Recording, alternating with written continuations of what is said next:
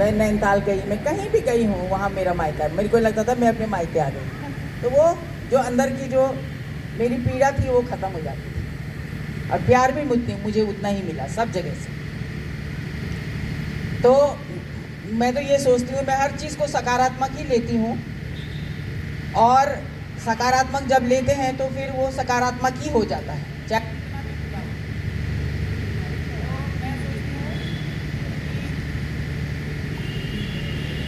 ईश्वर जो है परीक्षा भी उसी की लेता है जो परीक्षा देने लायक होता है। और मैंने झंझावात, कितनी ज़्यादा झंझावात झेली, तो मुझे आदत सी पड़ गई। जब छोटी थी मैं तो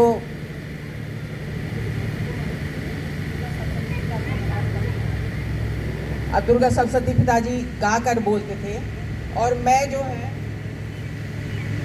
मैं पिताजी के साथ गाती रहती थी दुर्गा सप्तशती।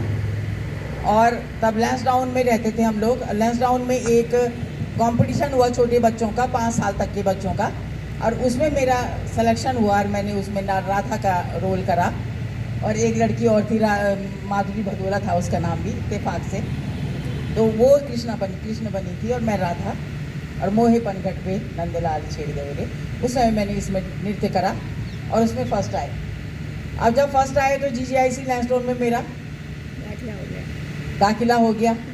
अब 2.5 साल के बदले फिर उन्होंने 3.5 साल लिख दिया उसमें, क्योंकि 2.5 साल के बच्चे का उस समय एडमिशन नहीं होता था। तो खैर मेरे को एडमिशन मिल गया। उसके बाद कभी कहीं जाती रहती थी मैं इनमें कॉम्पिटिशन्स में, और सब जगह फर्स्ट आते थे हम, माधुरी भदौला और मैं दोनों।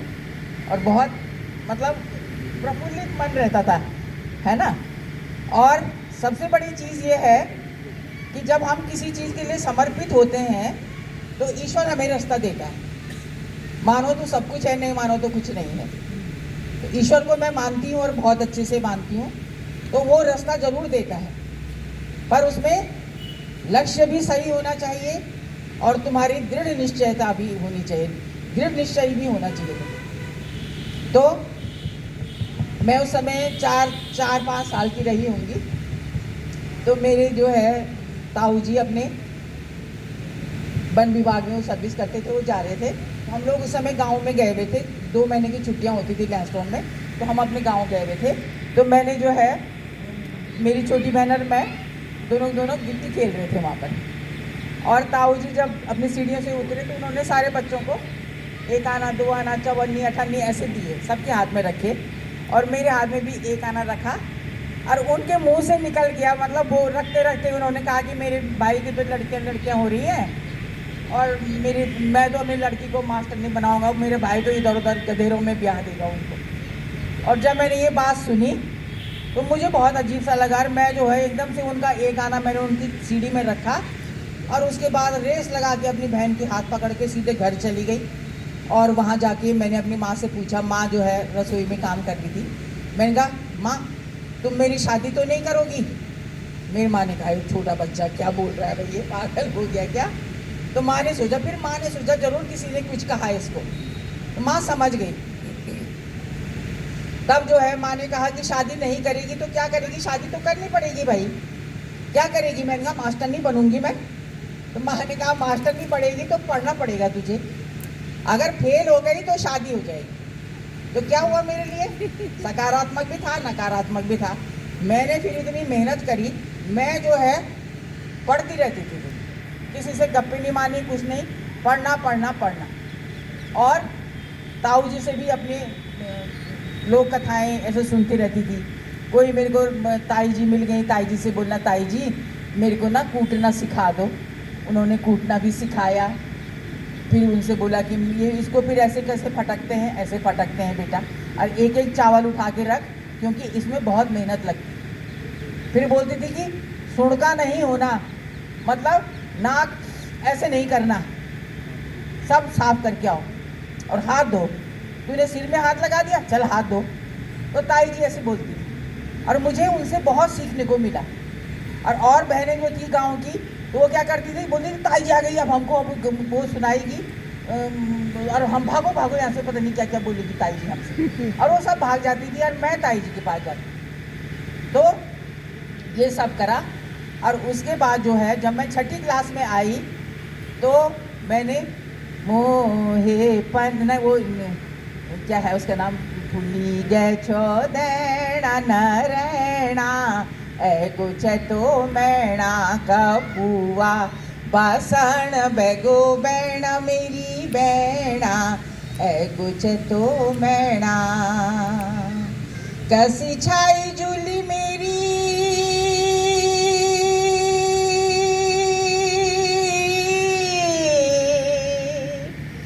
लागी छो नाराई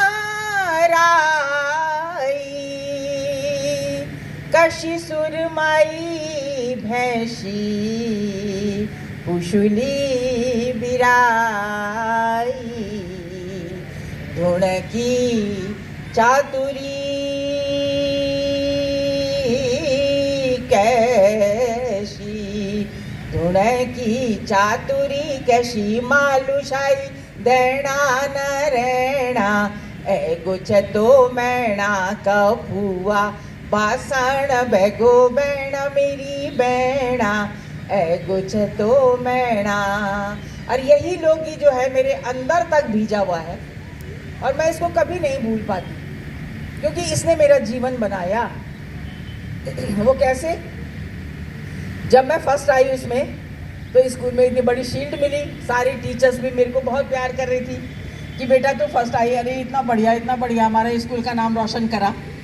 और उसके बाद जैसे घर में आई मैं तो मेरे पिताजी ने कहा कि बेटा अब स्टेज पर नृत्य नहीं करना और गाना नहीं। तो बताओ कितना बड़ा अभिशाप था हमारे लिए उस ज़माने में।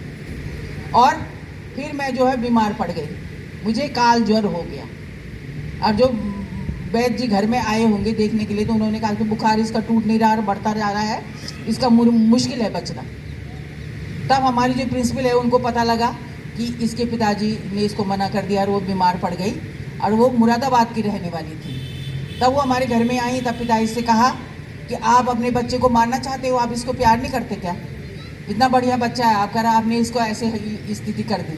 पिताजी ने कहा मैं क्या कर सकता हूँ, मैं समाज में मुझे रहना है, तो समाज के विपरीत तो मैं जा नहीं सकता, मेरे को निष्कासित कर देंगे समाज से अगर मैं उनके खिलाफ चला गया तो। हमारे यहाँ गाना बजाना लड़कियों के लिए अच्छा नहीं मानते।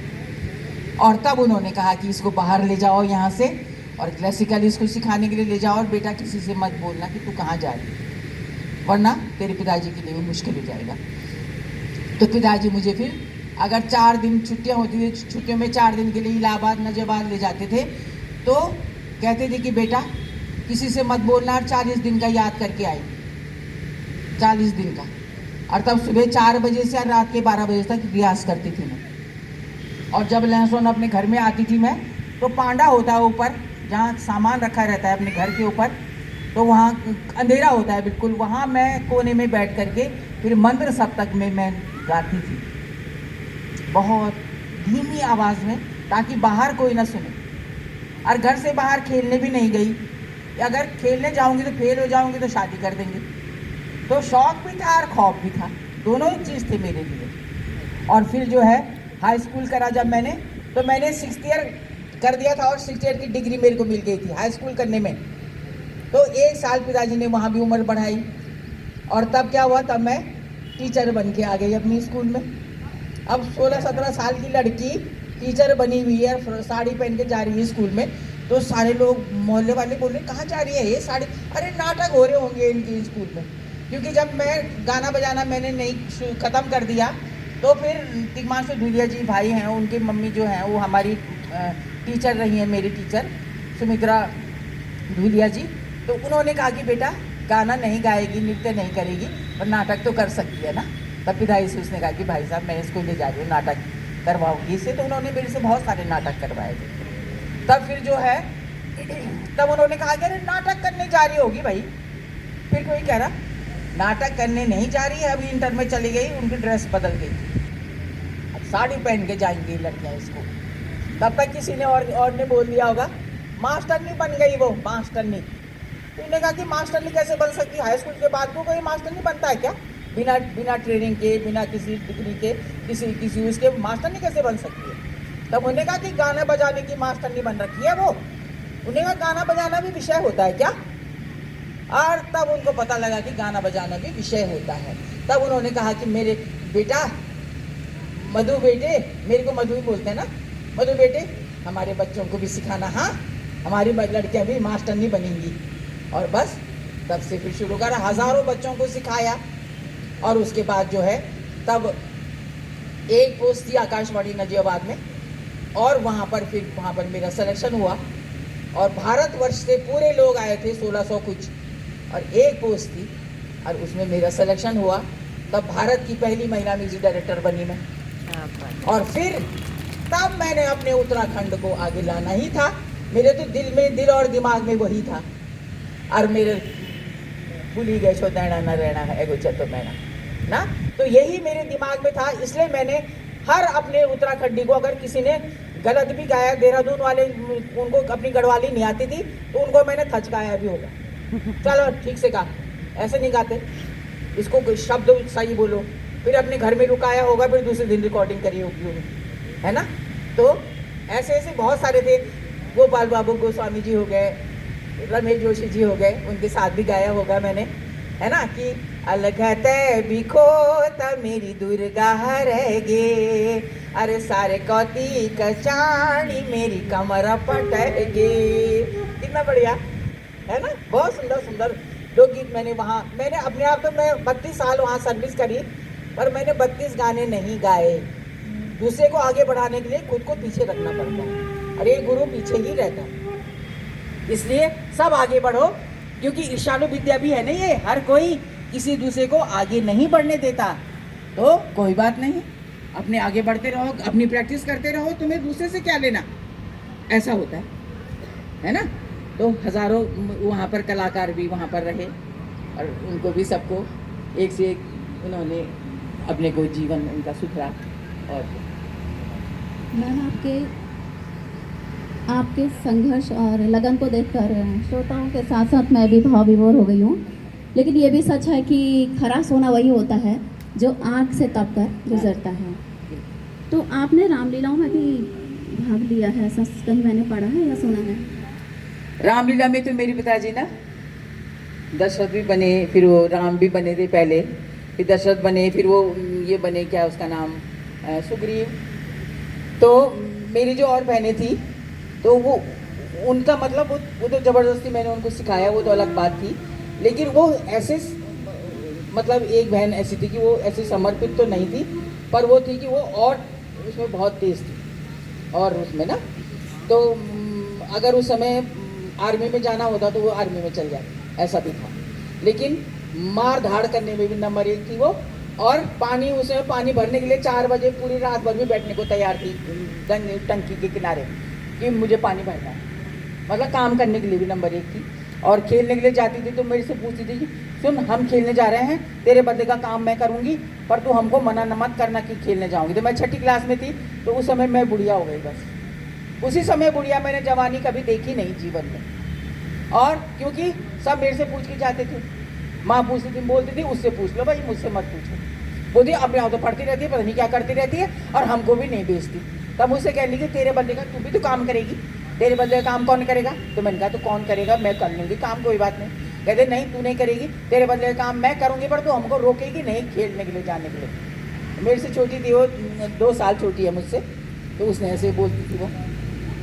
और उसके बाद जो आपने क्वेश्चन पूछा है ना, क्या था, रामलीला वाला, तो वो मेरे को बोलती थी तेरे बस का कुछ नहीं है, तो यहाँ पर दरी बिछाई हुई है, वो तो बोरी बिछाई हुई है, इसको देख के कोई इस बोरी में ना बैठ जाए, और हम अभी आ रहे हैं। और उसके बाद ककड़ी उकड़ी लेने के लिए चल जाते थे वो, ककड़ी खाने के लिए। और तब पिताजी वहाँ पर जब वो करते थे तो उसमें मैं बंदर उंदर ऐसी चीज़ें बन जाती थी, कभी कुछ बन गए कभी कुछ बन गए, ऐसे था। और जब पर नाटक जो हमारे यहाँ रामलीला का कुछ भी होता था स्कूल में, उसमें मैं करती थी। और प्रिय तुम काहे, वो पिताजी से सीखे बहुत सारे रामलीला के, है ना। तो ये जो है, और फिर जो है बस आकाशवाणी नजियाबाद में गई, और वहाँ पर धरोहर जो कार्यक्रम बता रही थी आप, तो उसके लिए एक प्रोजेक्ट था वो, और मैंने धरोहर में भी बहुत सारे, उसमें 406 एपिसोड हैं उसके, और वो आकाशवाणी नजियाबाद में संरक्षित हैं। और स्टेशन ने 11-11 एपिसोड बनाए, आकाशवाणी नजियाबाद ने 406 एपिसोड बनाए। और कोई कोई एपिसोड ऐसा था जिसमें कितना खर्चा हुआ, नहीं, कुछ नहीं, वो सब मैंने खुद अपने आप, जो मेरे को आते थे मैंने सब सिखा करके वो करे, है ना। तो और वो एडिटिंग वेडिटिंग सब खुद करे। तो मैंने अपने पूरी उम्र में, क्योंकि आदत पड़ी हुई थी 4 बजे उठने की और 12 बजे सोने की, तो मेरे लिए खाली बैठना बहुत कठिन, बहुत बड़ी सज़ा थी। मैं खाली कभी नहीं बैठी। अभी लॉकडाउन हुआ, उसमें मैंने टाइप करना सीखा, फिर मैंने किताबें लिखी स्वरलिपि सहित, और उसमें 15 किताबें तब टाइप करी मैंने। उसके बाद जब वो टूट गया तो फिर मैंने पूरी मिला के 24 किताबें हो गई, है ना। तो उसमें मांगल किताबें, पिछली बार मुझसे बोला था कि दीदी लाना मांगल किताबें, मैं ले आई थी पर आज लाना भूल गई, है ना। तो मैं चाहती हूँ कि यहाँ पर एक कार्यशाला करूँ मैं, और सीखें सब। सीखने की कोई उम्र नहीं होती है, सब सीख सकते हैं, है ना। तो यही है। और फिर मेरे जो है मैं कह रही थी कि ईश्वर रास्ता देता है, तो वही ईश्वर ने रास्ता भी दिया मुझे। मेरे से जब मेरा इंटरव्यू हुआ था, मेरे से कुछ क्वेश्चन ऐसा पूछा गया, तो मेरा दिमाग वहीं लग गया कि हाँ, गढ़वाली लोकगीतों में राग रागनियाँ, ये मेरा विषय था। और मैंने इसको ही अपना विषय वो करा PhD के लिए, और डॉक्टरेट तब मेरे को मिली इसमें, है ना। और आगरा यूनिवर्सिटी, रोहिलखंड यूनिवर्सिटी, ये संगीत और साहित्य और संगीत मेरे विषय रहे, है ना। आगरा यूनिवर्सिटी से करा, इलाहाबाद से, ये यहाँ से मैंने संगीत में करा, और रोहिलखंड यूनिवर्सिटी से मैंने साहित्य में करा। ये मेरा था। तो मैम आपने एक मंगल टीम भी कोई गठित की है? अब देखो, भूल गया जो संस्कार वो जीवन खरा नहीं रहता, और जड़ से अगर जुदा हो गया तो पत्ता हरा नहीं रहता। अगर पत्ता गिर गया अपने जड़ से तो वो सूख करके उसको सब मसल के चले जाएंगे, पता ही नहीं लगेगा किस चीज़ का पत्ता है। लेकिन जब तक वो अपनी जड़ से जुड़ा हुआ है उसको कोई नहीं भूल सकता, उसकी वो जिंदा रहता है, उसको पता है, सबको पता है कि किस चीज़ का पत्ता है ना। तो इसलिए अपनी जड़ से जुड़ना बहुत ज़रूरी है, और उसको पर उपदेश कुशल बहु तेरे नहीं होना चाहिए। खुद उस पर पहले चलो, तब हम दूसरे से बता सकते हैं। क्यों? अब मैं दूसरे को उपदेश देती हूँ ऐसे मत करना, और खुद कर रही हो तो क्या फ़ायदा, है ना। और तब जो है, मैं जब रिटायर होके यहाँ आई, अब वहाँ नजियाबाद में मैंने एक अहमद हुसैन मोहम्मद हुसैन से गवाया, धन मेरी धनूली धना धन तेरी लस कमरा, धन मेरी धनूली धना धन तेरी लस कमरा, धन मेरी। वो अहमद हुसैन मोहम्मद हुसैन कितने बड़े कलाकार हैं। फिर वो मेरा बाजू रंगा रंग बिचारी रंगा ले मोला, मेरा बाजू रंगा तैल ताल द्यो बरखो मैल ताल ही लो, बोल बोल मेरी सुआ को रंगा रंगीलो, भै को रंगा अरे को रंगा रंगीलो, सुआ रंगा ले मोला, मेरा बाजू रंगा ओ मेरा बाजू रंगा रंग बिचारी रंगा ले मोला, मेरा बाजू रंगा ओ मेरा बाजू रंगा रंग बिचारी रंगा ले मोला, मेरा बाजू रंगा, मेरा बाजू रंगा, मेरा बाजू रंगा रंग बिचारी रंगा ले मोला, मेरा बाजू रंगा। किसी ठुमरी से और किसी उससे कम थोड़ा है ये लोकगीत हमारे, है ना। अब जैसे वो है हमारा, क्या उसका नाम, आंसू पोछूं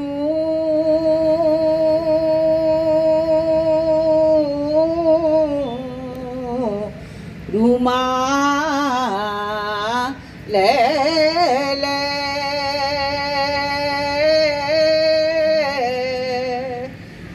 हियो पोछूं क्या रे। कितना बढ़िया है हमारा न्योली है ये, है ना। यही ऐसे ही है, यह किताना घटकुली बाना दुनिया दुरंगी वेगे बखत बेमाना, अरे घर में मंडुआ नती मेरी बसंती हो, अरे पार भीड़ की बसंती तू मांगी चाहे पाना, अरे पार भीड़ की बस। ये किसी कव्वाली से कम है क्या? कव्वाली की उत्पत्ति भी इसी से हुई। और हमने कभी देखा ही नहीं अपनी माँ की तरफ, अपनी मातृभूमि की तरफ, अपनी मातृ जो हमारी संस्कृति है उसकी तरफ देखते तो हमको पता लगता है कि तू ये गा रहा है, तूने अपने शब्द उसमें मिला दिया और हमारा ये हमारा लोकगीत है। क्योंकि यहाँ तो सबसे पहली पौराणिक संस्कृति यहीं की है, हमारी उत्तराखंड की। सृष्टि की उत्पत्ति भी यहीं से हुई, तो सब कुछ यहीं से हुआ सर्वप्रथम, है ना। तो वही फिर दूसरों ने सुना और फिर उन्होंने जो है उसमें अपने शब्द भी रो दिए। कितना बढ़िया है ना। गोरी तेरा गाँव बड़ा प्यारा, मैं तो गया मारा आके यहाँ रे, ओ पार भीड़ की बसंती चोरी रुमा झूमा। हमारा तो लोकगीत है, धुन उन्होंने ले ली, कितना बढ़िया करा। कहाँ से कहाँ ले गए, कम से कम आंख तो खुली सबकी जब उनको पता लगा कि ये हमारा लोकगीत है, है ना।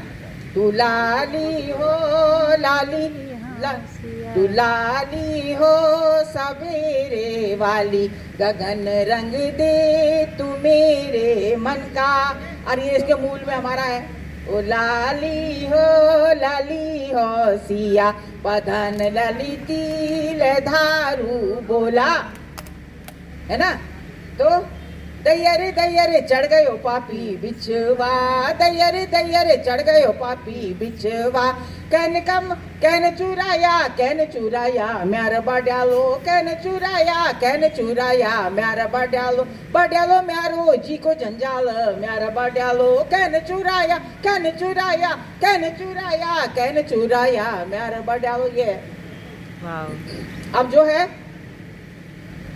हम जो है पश्चिमी की तरफ भाग रहे हैं रैप गाने के लिए, आजकल के बच्चे।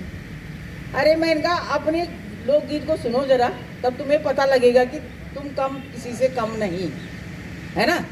रम झम बजर को पीड़ा हिबोए मिथे सलुना पीड़ा, रम झम बजर को पीड़ा हिबोए मिथे सलुना पीड़ा। लो डलूनी अरसा खेना, लो डलूनी अरसा खेना, हिबोए मिथे सलुना पीड़ा, हिबोए मिथे सलुना पीड़ा। मोर मक्कड़ खिन्न की लक्कड़ उल्टूंगी पलटूंगी डूंगी डसांग, गैल की लदोड़ी मछूरी घसांग, फिर रम झम बजर को बीड़ा। ये है हमारा लोकगीत, बाल गीत है।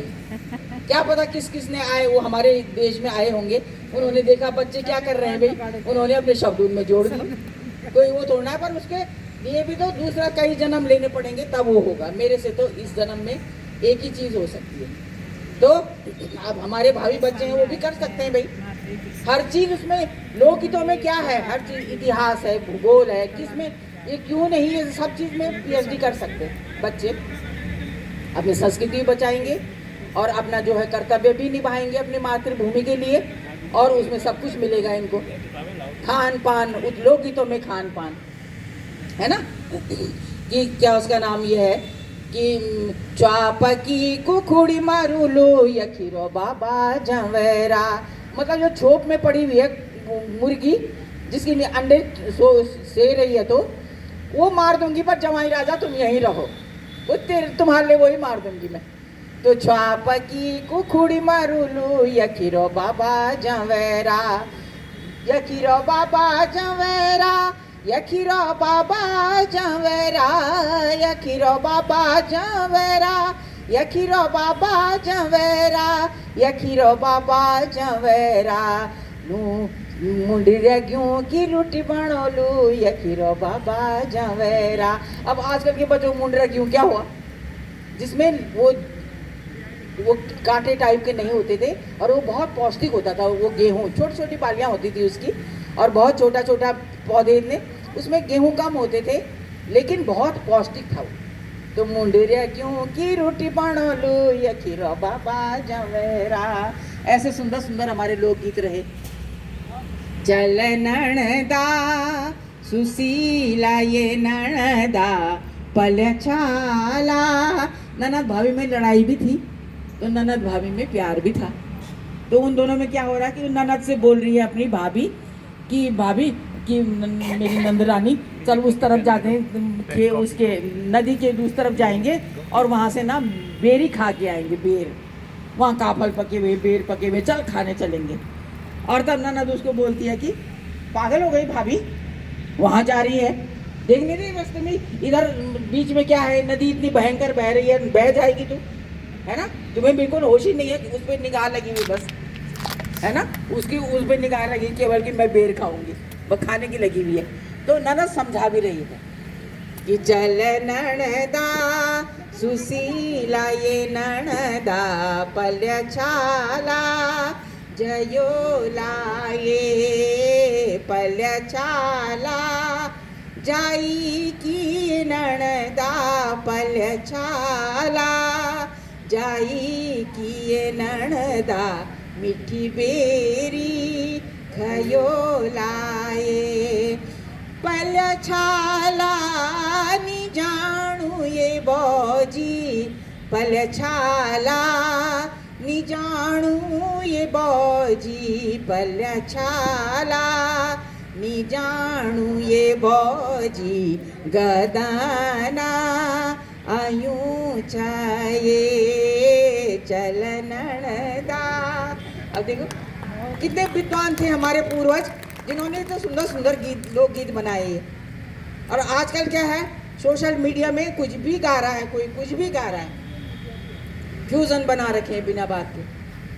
अरे पहले मूल तो समझा लो, संवार लो, फ्यूजन तो तुम कुछ भी बनाते रहो, फिर फिल्म वालों ने नहीं ले गए अपने फिल्मों में उनको गानों को, पर मूल तो मूल बचा हुआ है ना, तो ऐसे मूल बचा लो, उसके बाद फ्यूजन बनाओ, कुछ भी बनाओ, सब चलेगा। और अपने गीत लिखे हुए हैं और उनको बोल रहे हैं लोकगीत, वो लोकगीत नहीं है, वो गीत है, वो सुगम संगीत है।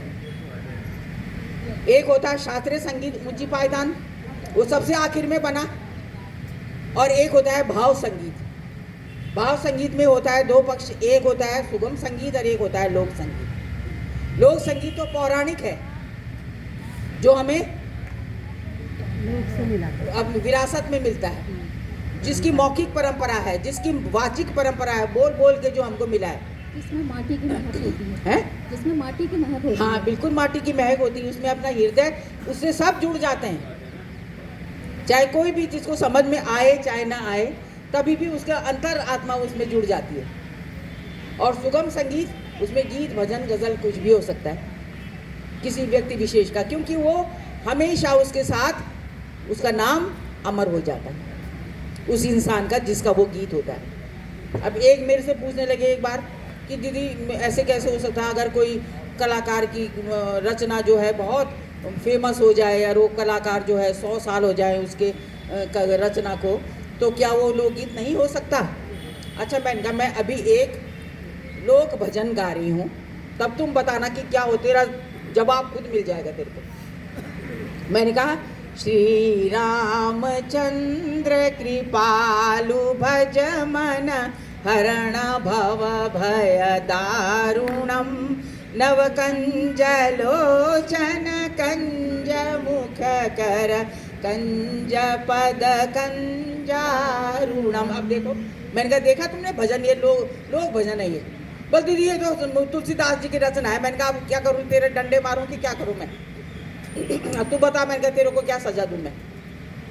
जब तुलसीदास जी अब हजारों साल हो गए उनको गए हुए, तो उनकी रचना के साथ वो अमर हो गए ना, उनकी रचना को तो तुम लोक भजन नहीं बोल सकते। वैसे ही होता है। मैंने कहा जब रचना का या रचनाकार का पता लगता है तो वो उसी दिन उसकी पोल खुल जाती है। तो लोकगीत सुगम संगीत नहीं होता, लोकगीत लोकगीत होता है, वो गीत वो किसी का व्यक्ति विशेष का नहीं। तो ये बहुत ज़रूरी है समझना, और नहीं तो हमारे समाज में विकृतियाँ आ जाएंगी, हमारा जो है लोक संगीत लुप्त हो जाएगा। और सबका कर्तव्य है कि अपने लोक संगीत को बचाना। लोक संगीत हमारी पहचान है, तो इसलिए उसको बचाना, उसमें सब कुछ है, इतिहास, भूगोल, रहन सहन, रीति रिवाज, भाषा, शैली, हर चीज़ है उसमें। इन्हीं लोकगीतों में है लाई सिंदूर द्या कुछ है ना, स्वामी जी मेरा जब खारे है ना, लाई सिंदूर द्या कुछ है ना, स्वामी जी मेरा जब घारे ऐना, अब ऐना ऐना 2 बार आ रखा है इसमें, यमक अलंकार हो गया वो। तो भाषा हमारी बहुत समृद्ध है हमारी भाषा। और मतलब जब मैंने सिंदूर लगाया तो मैंने फिर आईना देखा।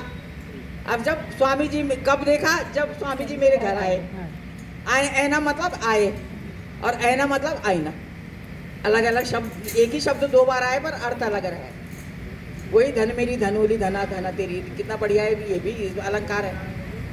तो क्या नहीं है इनमें, लोकगीतों में सब कुछ है ना। अगला सवाल लेते हैं। जैसे अभी मैं कल परसों समाचार पत्र में पढ़ रही थी कि एक नाबालिग 9,000 रुपये तनख्वाह में स्मैक बेच रहा था। तो इस बार हमारा जो कार्यक्रम है इसकी थीम भी नशा मुक्ति और मानसिक स्वास्थ्य है। तो संगीत को हम मानसिक स्वास्थ्य से कैसे जोड़ सकते हैं और क्या संगीत के माध्यम से नशे की लत को छुड़ाया जा सकता है? हाँ, अब देखिए, जब से मानसिक स्वास्थ्य के बारे में बताऊंगी पहले कि संगीत ऐसी चीज है जो संग ही रहता है, जो हमेशा संग ही रहता है। संग धन ई धनता, संग ईता, जो संग ही तो रहता है उसे बोलते हैं संगीत। चाहे अकेले हैं, चाहे हम बीमार हैं, चाहे हम सबके सामने हैं, हमारे साथ क्या है? संगीत। चाहे हम खुश हैं तब भी संगीत है। संगीत हर किसी के साथ रहता है। जब हम कोई गाना गाते हैं, मायके की याद आ रही है तो 12 महीनों की या झूमे लो वही 12 ऋतु आलिया झूमे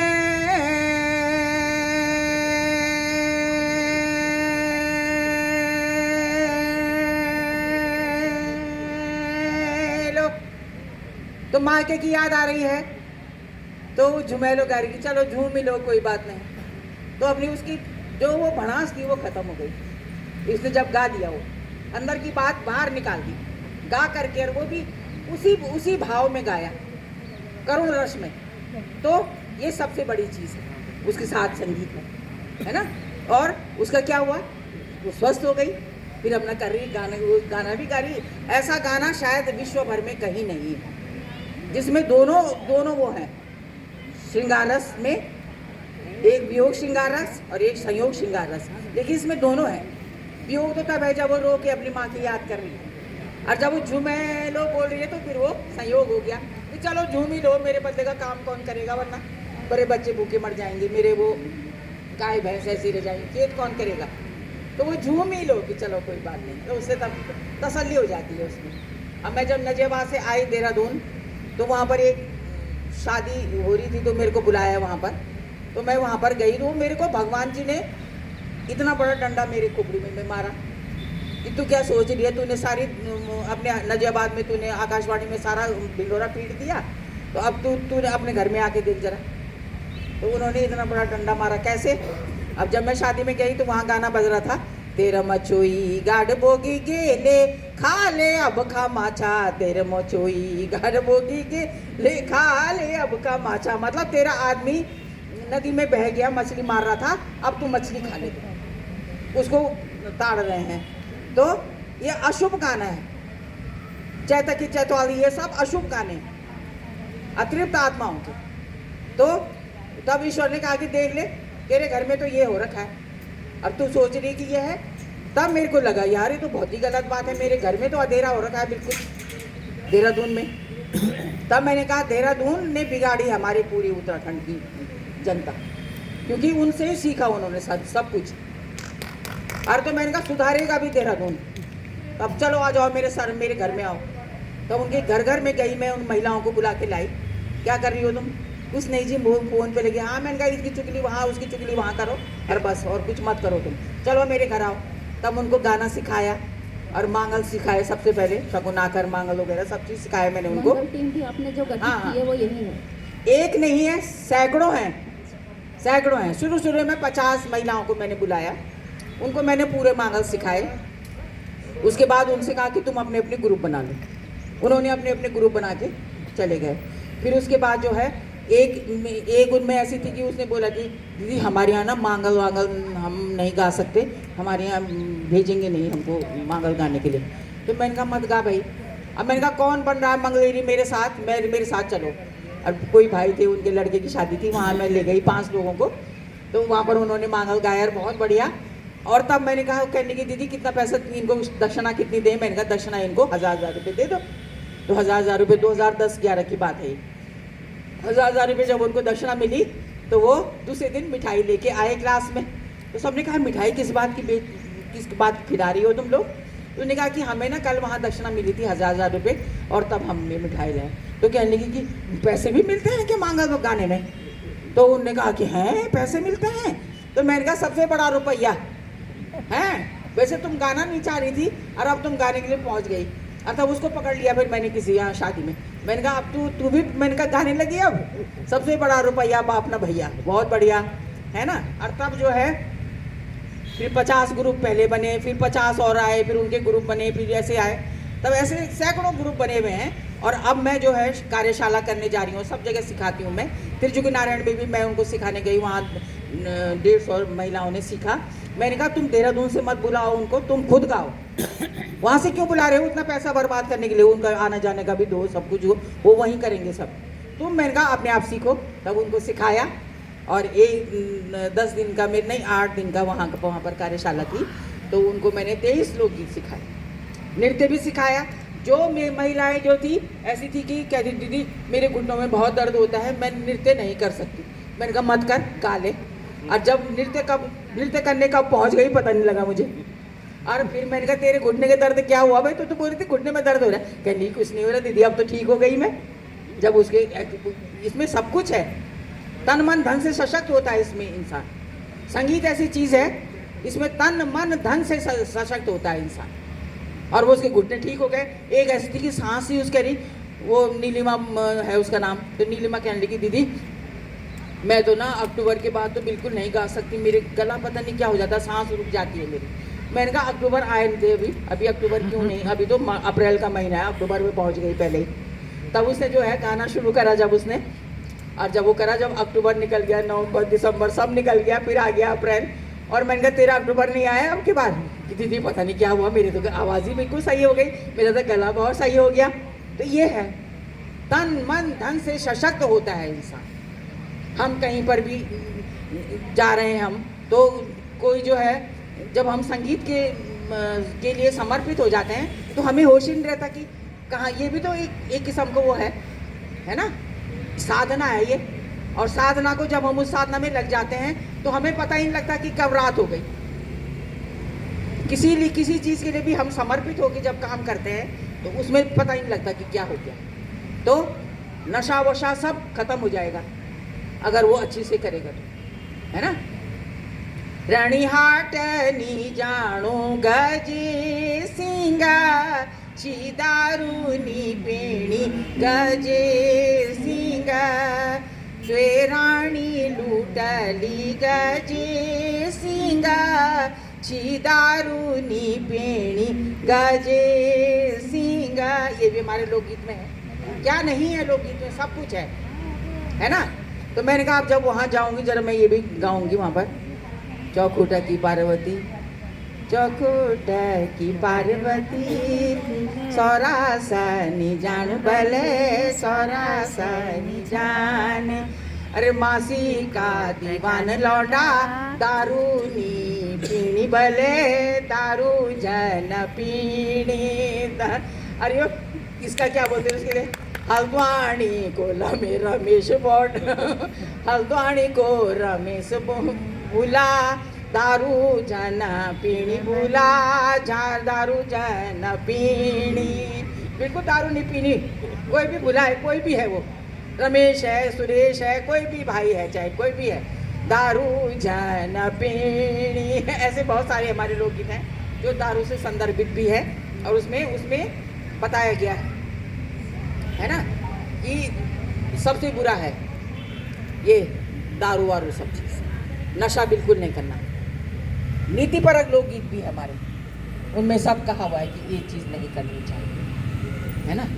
जांगोरा को बोट गणेशी झांगोरा को बोट झांगोरा को बोट गणेशी झांगोरा को बोटा मैं जादू लड़ाई सी पैनी छोड़ मेरो कोटा तेल की कढ़ाई सी पैजी तेल की कढ़ाई तुम रावाधा घर सी पैजी तुम रावाधा घर सी पैजी मैं जादू लड़ाई तुम रावाधा घर सी पैजी मैं जादू लड़ाई झांगोरा को बोट गणेशी झांगोरा को बोटा मैं जादू लड़ाई सी पैणी छोड़ मेरो कोट। एक बहुत ऐसी नारी है ना उत्तराखंड की, बहुत मजबूत नारी, इतना बड़ा काम करती है, सारा घर संभाल रखा है उसने, पूरी है वो घर की, तो वो क्या नहीं कर सकती, तो वो अपने पति को भी सुधार सकती है। लेकिन क्या करें, अब जमाना पता नहीं कितना बदल गया है ना। मैं एक सवाल हाँ। वाद्य यंत्रों पर भी करना चाहूँगी हाँ। कि आप वाद्य यंत्रों की भी ज्ञाता हैं और जानकार हैं, तो कौन कौन से वाद्य यंत्र हैं परंपरागत जिन्हें आप बजाती हैं? देखिए, वैसे 36 वाद्य यंत्र हैं हमारे यहाँ, ढोल दबाऊँ उसमें मुख्य। भगवान शंकर और माता पार्वती ने उसका आविष्कार किया, और ये 36 वाद्य यंत्रों में बहुत कुछ है इनमें, तो उसमें ढोल दमाऊ है, हुड़का है, डौर है, थाली है, चिमटा है, डफड़ी है, और वो है, ऐसे करके 36 वाद्य यंत्र है ना। तो एक चमत्कार की बात है कि तबला भी लिखा हुआ है उसमें, ढोल सागर में तबला भी है उसमें। तो तुम कैसे बोल रहे हो कि ये उसने बनाया, तबले का आविष्कार उसने करा? हमारी भावी पीढ़ी को नहीं देखना चाहिए इसमें? मैंने अपनी किताब में तो लिखा हुआ है मैंने ये कि हमारा जो ढोल सागर सबसे पौराणिक लोक वाद्य है हमारा, भगवान शंकर और माता पार्वती ने उनका वो करा, तो उन्होंने माता पार्वती पूछते हैं भगवान शंकर से कि ओ आओ जी, ओ जी आओ जी, आओ जी, ओ आओ जी, कितने वाद्य यंत्र होते हैं? उन्होंने कहा कि 36 वाद्य यंत्र होते हैं। और तब 36 वाद्य कौन कौन से, तब उन्होंने बताया कि 36 वाद्य यंत्रों में ये सब चीज़ें। सबसे पहला वाद्य यंत्र कौन है? जबान, जीभ है सबसे पहला वाद्य यंत्र, ठीक है। ऐसे देखो, जब कुछ वाद्य यंत्र नहीं थे तो इससे बजता था। और हर चीज़ जो है समाज प्रकृति में हर चीज़ जो है लयकारी है, हर चीज़ में लय है, चाहे वो पानी बरस रहा है, चाहे हम गाली दे रहे हैं, चाहे हम कुछ भी बोल रहे हैं, उसमें सब में लय है। लय विहीन कुछ नहीं, वो अमृत के समान है जो लय नहीं होता जिसमें। तो ये 36 वाद्य यंत्र में है, तो उसमें जो है तबला भी है, तो बच्चों को उसको देखना चाहिए। और बच्चों के लिए बहुत बड़ा ये शोध का विषय है, तबला क्यों लिखा हुआ है उसमें। और वो बोल रहे हैं कि 16वीं शताब्दी में उसने करा था अमीर खुसरो ने। अमीर खुसरो तो वो था, साहित्यकार था, वो था, शायर था, वो संगीतकार तो होना था। और संगीत तो वैसे भी वो बुरा मानते थे वो ज़माने में, है ना। तो ये तुमको देखना चाहिए भाभी पीढ़ी को हमारी, कि तबला जो है वो 20 से 2 हिस्से करे और वो तबला बना दिया ढोलक को। ऐसे थोड़ा हो सकता है ना। संगीतकार का नाम होता तब तो बात थी, ऐसे थोड़ा होता है। तो इसके लिए भी बच्चों को आगे आना चाहिए, और घर से ही बच्चा सीखता है ना, तो सीखना चाहिए उसको, और माता पिता को खुद भी उसमें वो करना चाहिए। एक बार नहीं मानेगा दूसरी बार नहीं मानेगा तीसरी बार, है ना। तो ऐसा मैम, फूलदेई का त्यौहार है और आज फूलदेई का त्यौहार है, और सबको बहुत बहुत बधाई है सबको। तो एक गाना आप फूलदेई पे कोई सुना दीजिए। अभी आप चैत वाला तो कोई आपने थोड़ा आवा फुलारी फूलों की सौदा सौदा फूल बिरोला भौवारों का जूठा फूल न लैया, भौरों का जूठा फूल न लैया, वाह फुलारी फूलों की सौदा सौदा फूल बिरौला, है ना। तो तब जो है ये वाला लोकगीत है। और ये भी था कि हे बालू गोविंद छैलू बैजा, सुबदा को लाडीलो छैलू बैजा। ऐसा तो उस सुविधा को जो सुभद्रा का जो लाडला है उससे बोल रहे हैं, है ना। तो इस तरह से क्योंकि स्वर अलग अलग है इसलिए वो थोड़ा फर्क हो गया है। तो वो हे बालू गोविंद छैलू बैजा, हे बालू गोविंद छैलू बैजा, सुबदा को लाडीलो छैलू बैजा, ऐसा है। तो वो फिर सुभद्रा बोल रही है कि मेरे बेटे को क्यों भेज रही हो माँ, सासू माँ आप मेरे बेटे को क्यों भेज रही हो इन फुलारियों के साथ, उसको धूप लग जाएगी। तो वो बोल रही कि छाया में बैठ जाएगा, कोई बात नहीं, फुलारी भी जा रही हैं, वो भी तो बच्चे हैं किसी के। और बहू रानी बेटे से प्यारा नाती होता है, मेरे लिए मेरे बेटे से प्यारा है मेरा नाती, तो मैं उसके लिए बुरा थोड़ना चाहूँगी, मैं जाऊँगी ना उसके साथ में। ऐसे ऐसे लोकगीत हैं, है ना। तो फुलारी अब आज से शुरू हो गया और ये विश्व संक्रांति तक चलता है ये पूरा। और कितनी बढ़िया हमारी ये लोक संस्कृति है, बहुत बढ़िया। तो ये बस सिर्फ ये है कि उनको संरक्षित करना हम सबका कर्तव्य है। और अब तो सब कुछ पका पकाया मिल गया, मेरी तो किताब में लिखा हुआ है सारा, और स्वरलिपि सहित है, वो अमर हो गए हैं, उनको कभी धुन भी नहीं बदल सकती उनकी। तो इसलिए उनको सीखना चाहिए।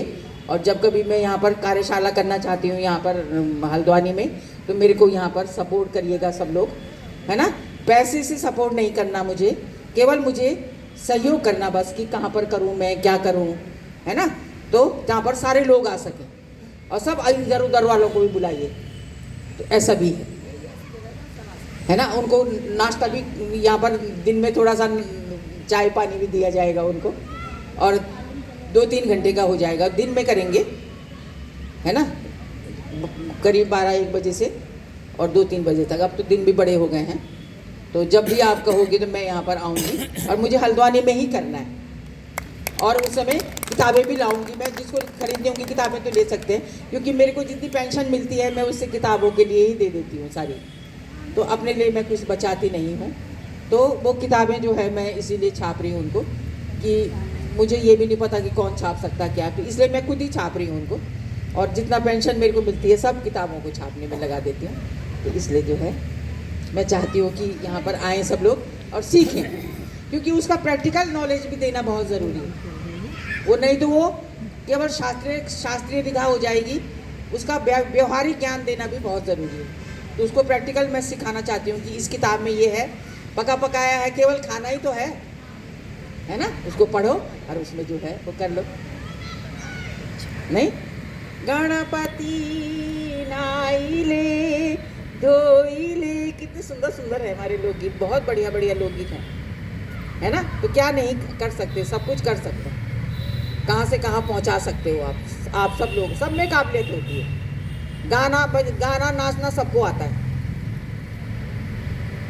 तो ढोल दमाऊ बजाना सीखिए, डोर बजाना सीखिए, कुछ भी बजाना भी सीखिए, जो मर्जी है, गायन वादन नृत्य, कितना बढ़िया है, तीनों कलाओं के समावेश है संगीत, है ना। कुछ भी सीख सकता है, सब सीख सकते हैं। इसीलिए जो 5 ललित कलाएं हैं उसमें सर्वश्रेष्ठ कला माना गया है संगीत को। संगीत को एक जिसके आंखें नहीं है, वो भी आंखें नहीं है तो लिख नहीं सकता, आंखें नहीं है तो वो पढ़ नहीं सकता हर चीज़ को। और ये किताब कौतिक है, कितनी बढ़िया बात है। कहीं नेटवर्क नहीं मिलता तो फिर ऐसे ढूंढते रहो, फिर नेटवर्क कहाँ मिलेगा। किताब है साथ में तो बहुत कुछ है, किताब जिंदा कर देती है हर चीज़ को, है ना। तो और जिसके हाथ नहीं है वो बजा नहीं सकता लेकिन गा सकता है, और जिसका जो है पैर नहीं है वो भी बजा भी सकता है, गा भी सकता है। तो इसलिए संगीत कला को जो है सर्वश्रेष्ठ कला माना गया है ललित कलाओं। तो ये मेरी एक जिज्ञासा थी, हाँ जी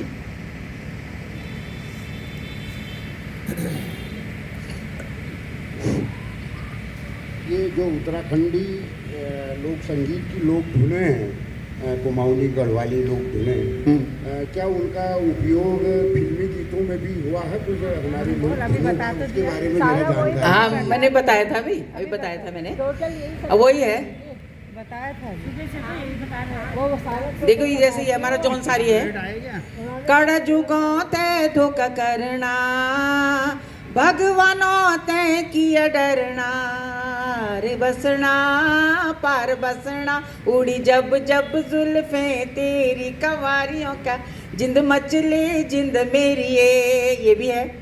अब एक देखो के नवाया कुंड कजोला है के नवाया सूरीजा धुमेलो। ये पहाड़ी राग है और रागनियों की उत्पत्ति भी इन लोकगीतों से ही हुई है। और हुस्न पहाड़ों का ओ साहिबा हुस्न, ये भी वैसी है। ओ पार भीड़ की बसंती चोरी रुमा झूमा गोरी तेरा गाँव बड़ा प्यारा मैं तो गया मारा आके यहाँ रे, ये भी है। तू लाली है सवेरे वाली गगन रंग दे तू मेरे मन का ओ लाली हो सिया पधानी लाली तिल धारू बोला कैन चुराया म्यार बड्यालो म्यारो जी को जंजाल म्यार बड्यालो म्यार बुढ़िया ना हेल लगाई म्यार बड्यालो कैन चुराया म्यार बड्यालो दैयर चढ़ गयो पापी बिछवा दैयर चढ़ गयो पापी बिछवा। ये है कहीं से भी वो नहीं है, बिल्कुल हमारे बिल्कुल धुने हैं हमारी, बहुत समृद्ध है हमारी ये संस्कृति। पर एक बार मन लगा के देखो तो सही उधर, एक बार मन लगा के देखो बहुत अच्छा लगेगा, उसी में डूब के रह जाओगे। वो वाला नशा ज़्यादा बढ़िया है, वो नशा ज़्यादा बढ़िया है, ये भी नशा ही है एक किस्म से और ज़्यादा बढ़िया है। उससे ना तो मुझे भूख लगती ना मुझे नींद आती, बस यही सूत्री कार्यक्रम।